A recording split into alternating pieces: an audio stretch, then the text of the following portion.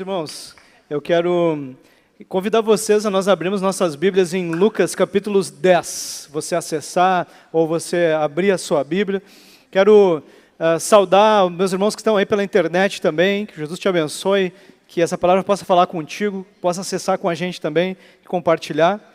Irmãos, essa é uma parábola que Jesus contou, que ela é muito conhecida até por as pessoas que não são cristãos, conhecem essa história.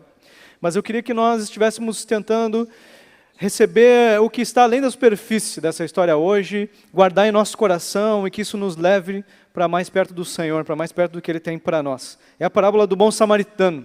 Começa lá então em Lucas capítulo 10, a partir do versículo 25, que vai dizer assim: E eis que certo homem, intérprete da lei, se levantou com o objetivo de pôr Jesus à prova e lhe perguntou: Mestre, que farei para herdar a vida eterna?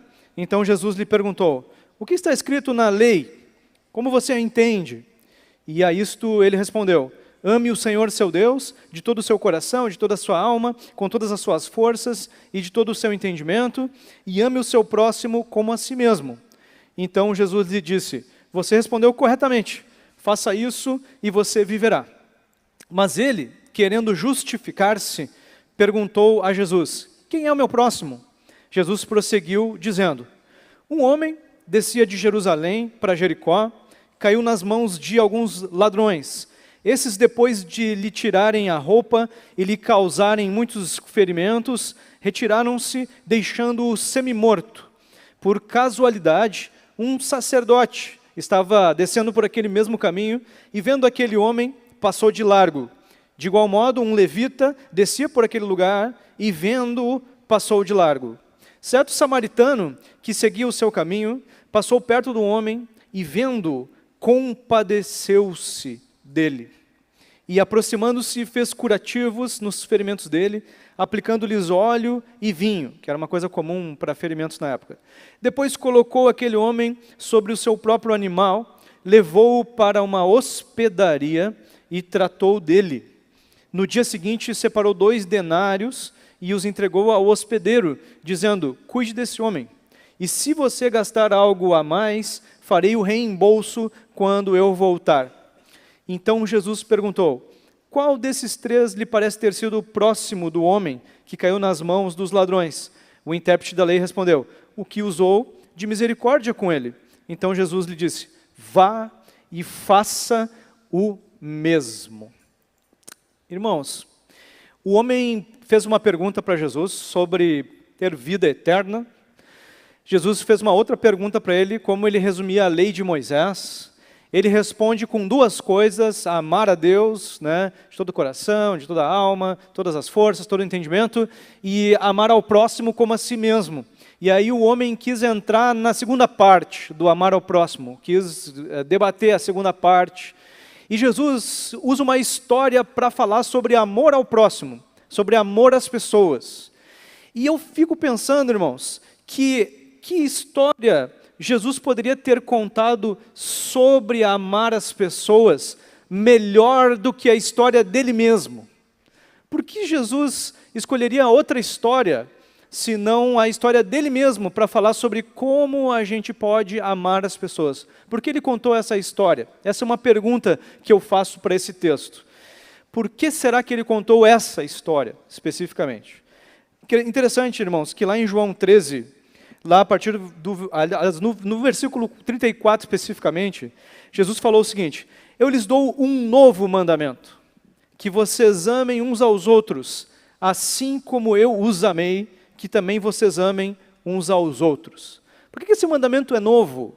Porque agora não é mais amar como a si mesmo, mas é amar como eu amei vocês. E isso significa mais do que a si mesmo. Jesus entregou a própria vida por nós. Então, mais do que a si mesmo. Então, qual que é a melhor história para falar sobre amor ao próximo? A de Jesus. E essa é uma pergunta que eu faço, então, agora. Por que ele contou essa história? E a resposta começa a vir quando eu faço outra pergunta para esse texto, que é o seguinte: onde o bom samaritano foi depois que deixou aquele homem na hospedaria? Ele trata do homem, mas no outro dia ele diz: olha, continua cuidando dele, que eu vou. E ele dá uma direção, uma dica para nós, porque ele diz, e eu vou voltar. Eu vou, cuida dele, eu vou e volto para cá depois. Irmãos, aonde que o bom samaritano foi? Eu sei a resposta. Ele foi preparar uma casa para aquele homem. Ele foi preparar uma morada para aquele homem. E vocês já estão entendendo do que eu estou falando. Essa é a história de Jesus. Jesus é o bom resgatador. E ele resgatou aquele homem que estava na beira do caminho, levou ele para a hospedaria e disse, eu vou ir, mas depois eu volto para te levar para casa. Para te levar para casa. E meus irmãos, a primeira verdade que eu queria que a gente tivesse no nosso coração é que todos precisam do bom resgatador que é Jesus. Todos nós precisamos do bom resgatador. Você é ou foi o homem que precisava de ajuda na beira do caminho? Você é ou foi aquela pessoa que estava à beira do caminho precisando muito de um resgatador? E a vida plena está somente em Jesus. Nós precisamos dele o tempo todo, todos nós precisamos de Jesus. E como é que eu posso ser resgatado? Você pode estar pensando assim, olha, eu me sinto assim, eu sinto que a minha vida está precisando muito de um resgate, e é preciso humildade para assumir isso, né? Em geral as pessoas querem, não, está tudo resolvido, eu sou mais eu, né? Mas se você está chegando nesse ponto de dizer, olha, realmente, eu preciso de um resgate, eu não tenho encontrado o sentido da vida, eu preciso de ajuda, eu quero te dizer que você precisa, para receber esse resgate, você vai precisar ir além da simpatia por Jesus. Porque a gente vê na Bíblia muitas pessoas que simpatizavam com Jesus. Achavam que ele era uma pessoa aceitável, uma pessoa interessante, uma pessoa que dava para ouvir e etc. Mas não assumiam um compromisso de serem seguidores de Jesus, né? A gente pode ver lá, por exemplo, Pilatos, querendo convencer a multidão de que Jesus era uma pessoa que não merecia ser condenada e tudo mais. Mas chega um ponto que ele sofre a pressão social e ele diz, bom, então melhor a gente condenar ele mesmo, porque eu não vou ir contra as pessoas da minha família, eu não vou ir contra as pessoas da sociedade. Inclusive, no caso de Pilatos, a esposa estava a favor de Jesus, né? Mas ele não queria ir contra a pressão social e disse, bom, então, apesar de eu ser simpatizante, não vou ser um seguidor, não vou morrer por esse homem, não vou me incomodar por causa desse homem, né? Então, para você ser resgatado, Jesus disse que você precisa tomar uma decisão de ser um seguidor, de dizer, eu quero agora ouvir esse Jesus, eu quero ir com ele para onde ele está indo, eu quero ir para onde ele me enviar e deixar meus sonhos, deixar minha vontade para seguir a vontade desse resgatador. E aí, quando eu penso em hospedaria, que é a palavra que se usa aqui, eu me lembro de uma outra situação, que era a situação de José e Maria procurando um lugar aonde Jesus poderia nascer, e o texto diz que não havia lugar na hospedaria, ou nas hospedarias, nas hospedagens daquele lugar, não havia lugar. E hoje, então, Jesus está te convidando, se você nunca fez isso, a você abrir espaço na sua vida para que Jesus possa nascer em você. Em você. A Bíblia diz que aquele que decide ser seguidor de Cristo nasce de novo. Essa pessoa recebe o Espírito Santo para habitar na sua vida. E essa presença do Senhor Jesus faz toda a diferença. É um resgate, como o Fernando estava falando aqui, que muda a vida para sempre, em várias áreas, mas principalmente espiritualmente, emocionalmente, muda o interior da pessoa. Então, se você nunca fez isso, Jesus está te convidando hoje para você abrir essa porta, para que Ele possa habitar na tua vida e você possa ser levado para essa hospedaria, que é um lugar de acolhimento, é um lugar de cura, é um lugar de cuidado, que aquele homem estava vivendo fisicamente, mas que Jesus quer que você viva também emocionalmente, que você viva espiritualmente. Uma fase nova, uma fase que você vai sentir o Criador cuidando de ti. Então, a hospedaria, se você me perguntar, tá, mas o que é essa hospedaria para onde Jesus leva as pessoas que aceitam o resgate? Essa hospedaria é a vida eterna, que já começa aqui na terra. Jesus prometeu uma vida eterna que vai durar eternamente, mas que começa aqui já, você já começa a experimentar experimentar os benefícios dela, uma vida diferenciada, uma vida abundante aqui na terra. Então, a hospedaria é a vida eterna. E Jesus está te convidando a você viver isso, viver uma nova vida, se você ainda não tomou a tua decisão por Jesus. Interessante que a gente precisa, e eu acho legal, a gente fazer uma outra pergunta para esse texto, sobre um personagem que quase nunca se fala. Eu acho que eu nunca ouvi ninguém falar em nenhuma pregação sobre esse personagem, que é o hospedeiro, que é o homem que hospedou aquele que foi resgatado. E quem é esse hospedeiro, Eduardo? Então você está dizendo que Jesus é esse resgatador, que essa história é sobre Jesus, e que ele é o resgatador, essa hospedaria é a nova vida que ele oferece, enquanto ele não volta. Mas e quem é esse hospedeiro que cuida, que acolhe, que trata as feridas emocionais, espirituais? Quem é esse hospedeiro? Meus irmãos, esse hospedeiro é aquele que Jesus disse que viria para continuar com a gente, enquanto ele não volta. É o Espírito Santo de Deus. É o conselheiro, é aquele que Jesus disse que ele deixaria no seu lugar. Lá em João, capítulo 16, Jesus disse o seguinte: eu lhes digo a verdade, é melhor para vocês que eu vá, porque se eu não for, o Consolador não virá para vocês, mas se eu for, eu o enviarei a vocês. Então, meus irmãos, se você já abriu a porta para que Jesus entrasse na tua vida, aproveita a companhia e o cuidado desse hospedeiro, enquanto tu espera a hora de ir para casa. Amém? Aproveita a companhia do hospedeiro, aproveita a graça, o conforto, o cuidado, aproveita o poder que Ele te deu, que o Espírito Santo te deu, mas aproveita ao máximo. Não aproveita só uma parte, aproveita ao máximo essa hospedagem que está sendo oferecida para você. Se liga com o Espírito Santo com profundidade, aproveita essa oferta que o Senhor fez. Sabe, irmãos, que nós estamos agora nessa proposta do ano de frutificar, e o grande alvo é que nós estejamos experimentando algo com o Senhor Jesus que a gente não experimentou em outros anos.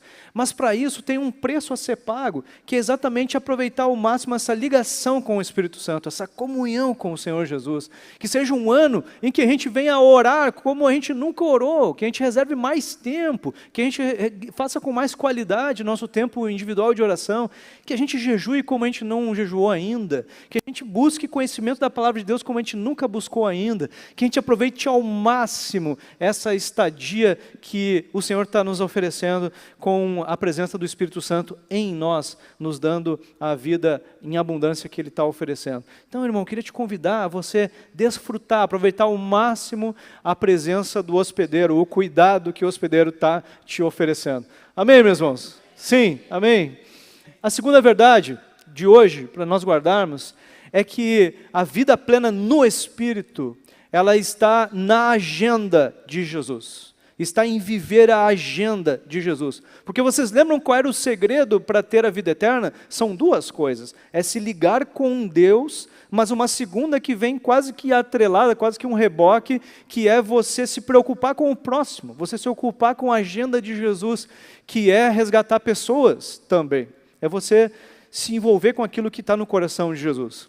Interessante que esse compromisso com a agenda, no fim das contas, isso é dar o fruto.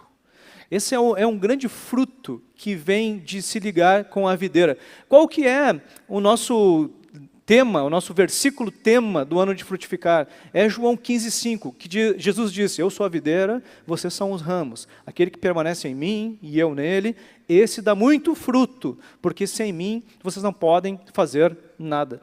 Então, se ligar com Jesus é desfrutar da graça do Espírito Santo, mas é também você conseguir resgatar outros. E você se ocupar com essa agenda faz toda a diferença. E esse é o tema, meus irmãos, um dos temas principais dessa história do bom samaritano.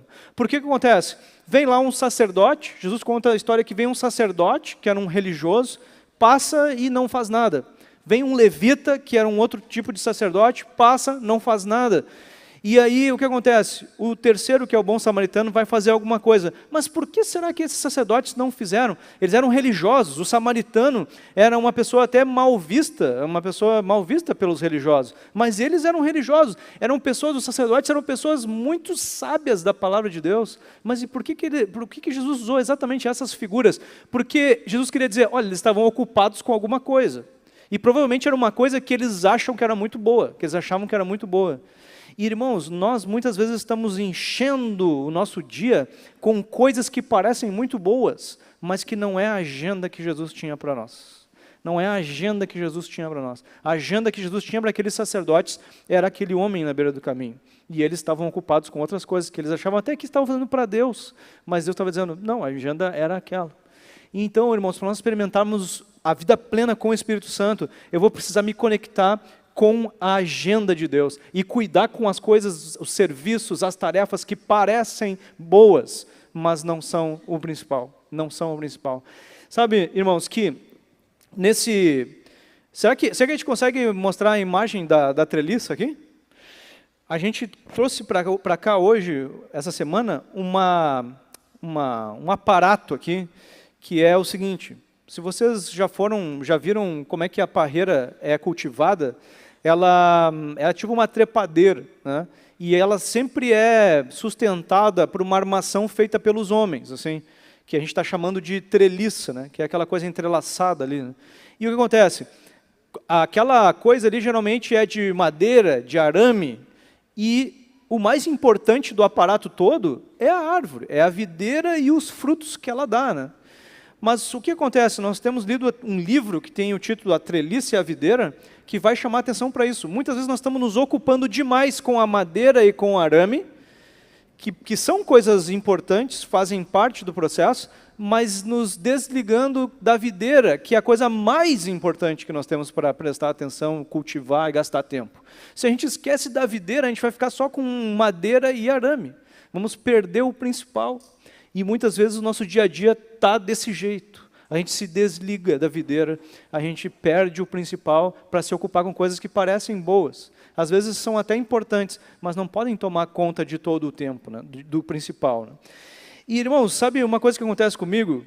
Quando eu pratico jejum, e jejum, tanto no dicionário quanto na Bíblia, é ficar sem comer nada, ficar só com água por algum tempo, que seja desafiador para ti. E quando então eu fico de jejum, tomando só água por algum tempo, sabe o que acontece? Eu começo a perceber muito as pessoas que estão com necessidades materiais. Parece que meus olhos se abrem mais para aquelas pessoas que estão com necessidades materiais. Por que tu está dizendo isso, Eduardo? Porque, sabe, quando a gente tem consciência grande desse resgate que eu recebi de Jesus, a minha sensibilidade aumenta, meus olhos aumentam para enxergar as pessoas que também estão precisando de resgate espiritual, que estão à beira do caminho. Então, vocês entendem como as duas coisas andam juntas? Eu me ligar com a videira faz toda a diferença para que eu me torne mais parecido com o meu mestre na questão de cooperar no resgate de pessoas que estão espiritualmente perdidas. As pessoas andam sem esperança, sem vontade de viver, sem sentido na vida, dependem de likes na internet para conseguirem ter alguma satisfação, Irmãos, nós temos muitas pessoas à beira do caminho, mas às vezes a falta de consciência do grande resgate que eu vivi faz com que eu não veja essas pessoas. Então, quero te convidar a, nessa noite, você pensar e refletir sobre isso, sobre quão grande foi o resgate e quanto Jesus está desejando que você seja um imitador dele. É uma história de resgate, não só de resgate, mas de acolhimento também dessas pessoas, de cuidar dessas pessoas, de curar elas, isso tudo no sentido espiritual, que reflete também no emocional, né? E muitas vezes também podemos ajudar fisicamente essas pessoas. E, meus irmãos, Jesus, eu já tenho falado isso, Jesus não quer fazer isso sozinho. Ele escolheu não fazer sozinho, e ele escolheu não fazer através de algumas pessoas, alguns dos seus filhos. Ele quer fazer através de todos os seus filhos, usando cada um de nós, cada um que disse sim para Jesus, eu quero Jesus em primeiro lugar na minha vida, ele quer usar a tua vida para ser um cooperador nesse resgate que ele continua fazendo, de muitas vidas. E eu trouxe o Fernando aqui para simbolizar isso. Jesus continua fazendo isso, né? E ele quer usar a tua vida para ser um cooperador dele nisso. Então você foi chamado para imitar Jesus nessa questão de ser um resgatador de pessoas, trabalhar com ele para ser como o bom samaritano e também como o hospedeiro. Você não só resgatar, mas você também acolher e você cuidar. Você acolher, cuidar, ajudar essas pessoas, né? E nós estamos falando principalmente de resgate espiritual. É claro que a gente tem que resgatar as pessoas que estão com fome, que estão com sede, que estão com dificuldades físicas, mas principalmente resgatar espiritualmente, porque isso impacta todas as outras áreas, né? Então Jesus está nos convidando para isso, irmãos. E sabe uma coisa interessante sobre essa história, que eu já estava falando, é que o samaritano era uma pessoa mal vista pela sociedade, era uma religiosa, né? As pessoas viam o samaritano como um cara incapaz religiosamente falando, que sabe pouco da Bíblia, não tem grande capacidade e tudo mais. E Jesus estava dizendo, exatamente esse é o que foi usado por mim para fazer esse resgate. E o que ele quer dizer isso então para nós todos hoje? Que não importa o quanto você sabe de Bíblia, não importa o quanto você já estudou, quanto tempo você tem de vida cristã, etc. Jesus, Ele é que faz, Ele que é o poder que habita na tua vida. Se você disse sim para Jesus, você já foi resgatado, você já está com o Espírito Santo habitando em ti,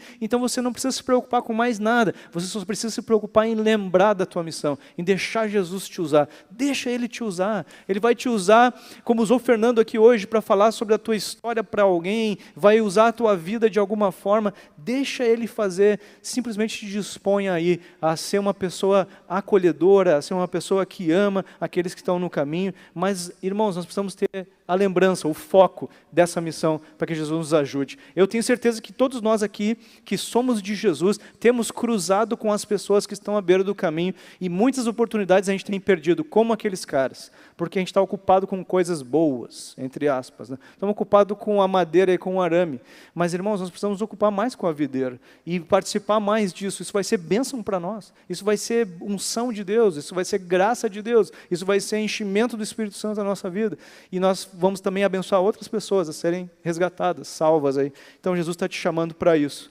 E, irmãos, eu tenho usado paralelamente aqui com Lucas 10, alguns textos de João. Eu usei João 13, 34, quando Jesus falou, amar como eu amei. Eu usei João 14, 2 a 3, quando ele disse que ia preparar morada. Então eu usei o 13 e o 14. Usei o 15 também, que é o nosso tema, né? A videira e os ramos. Usei o 16 também, quando ele disse que ia enviar o Espírito Santo. Ele falou isso no 14 também, mas eu usei o 16, quando ele falou que ia enviar o Espírito Santo. E lá no versículo 32 do capítulo 16, Jesus disse uma coisa que trouxe bastante impacto para mim nas últimas semanas, que foi o seguinte, ele falando com os apóstolos, eis que vem a hora, e já chegou, em que vocês serão dispersos, cada um para sua casa, e vocês me deixarão sozinho. Mas não estou sozinho, porque o Pai está comigo. Irmãos, de tudo isso, Jesus disse uma coisa para os apóstolos, vocês vão me deixar sozinho. Que coisa triste, meus irmãos. Os apóstolos deixarem Jesus sozinho. E sabe o que eu fiquei pensando? Que muitos dias eu deixo Jesus sozinho. Que Ele está querendo comunhão comigo, Ele me ama todos os dias, e tem dias que eu amo mais coisas, que eu amo mais tarefas do que Ele, e Ele fica sozinho. A Bíblia diz que o Espírito Santo fica triste. E eu deixo Jesus triste e sozinho, porque eu priorizo outras coisas. Não tenho tempo para Ele. Irmãos, nós precisamos manter o nosso foco em Jesus e na missão. Nós não podemos esquecer do Senhor. Nós não podemos deixar Jesus sozinho. Nós não podemos ignorar as pessoas que estão à beira do caminho. Nós precisamos ter o nosso foco na videira, no Senhor, naquilo que Ele nos chamou para viver. Amém, meus irmãos? E eu queria, como última verdade, te ajudar a manter esse foco, A Bíblia nos ensina a manter esse foco. E como que a Bíblia nos ensina? Ela diz que a vida plena no Espírito depende da fé e depende da santidade. E as duas dependem da palavra de Deus. As duas dependem da palavra de Deus.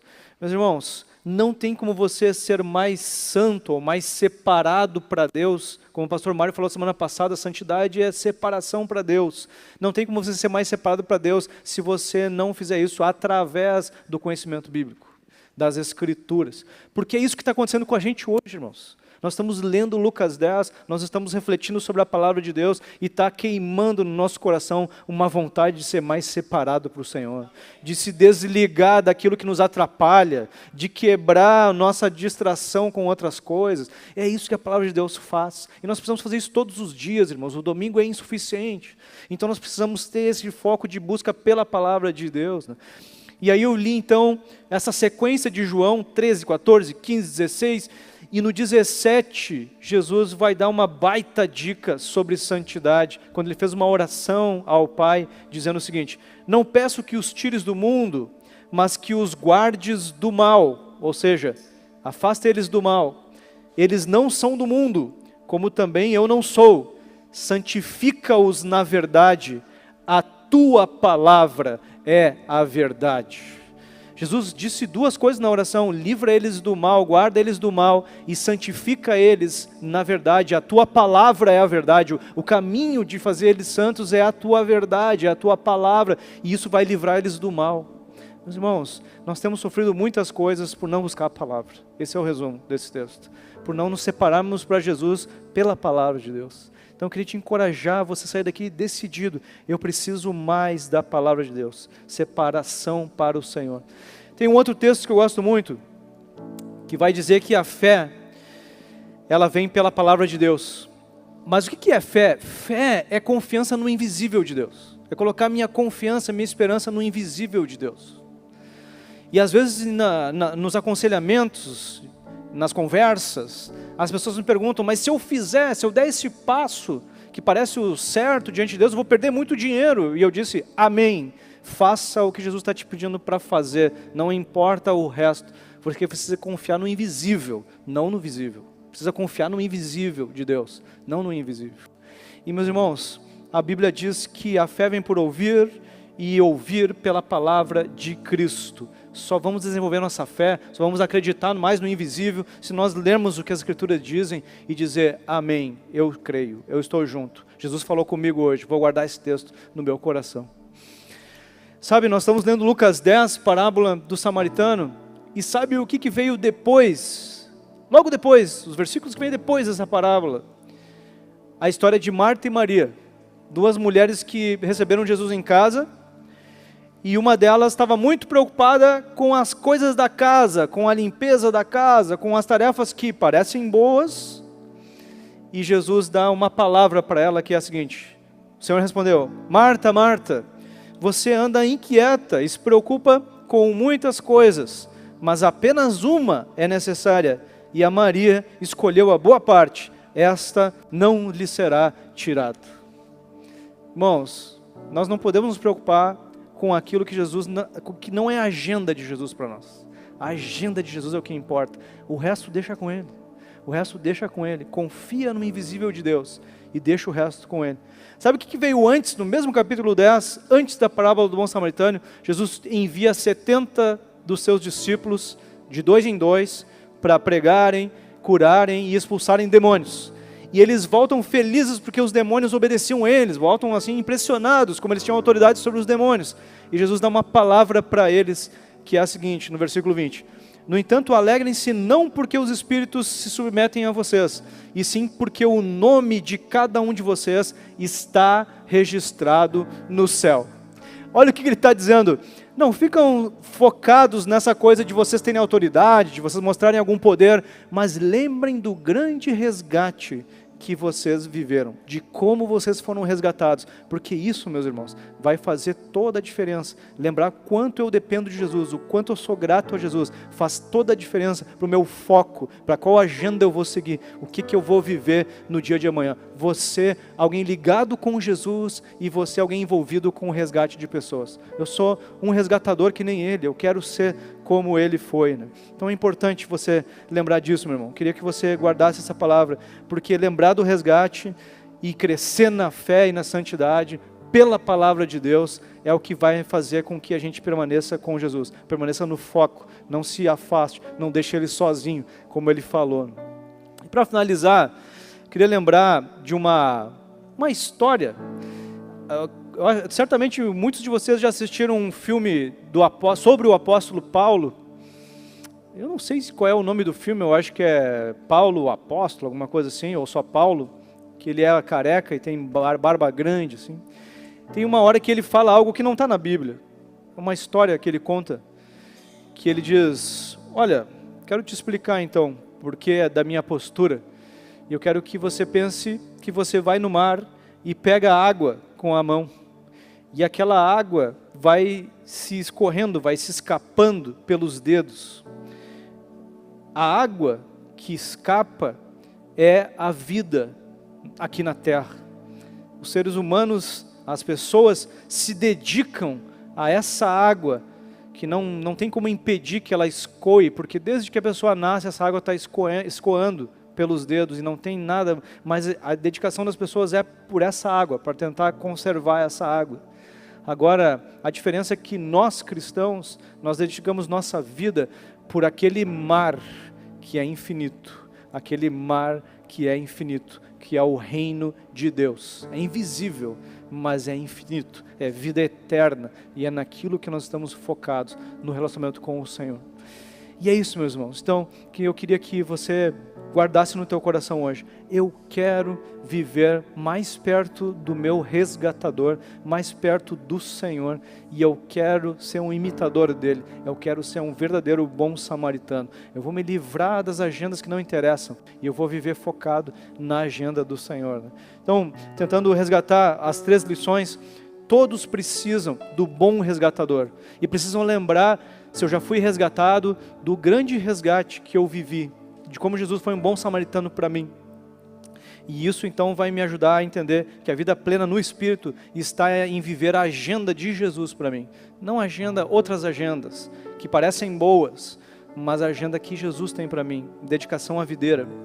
E por fim, a vida plena no Espírito depende de fé, que é confiança no invisível, e de santidade, que é separação para Deus, e as duas, segundo a palavra de Deus, literalmente, vêm pela dedicação às Escrituras, pela palavra de Deus no nosso dia a dia, nós nos abastecendo da palavra do Senhor.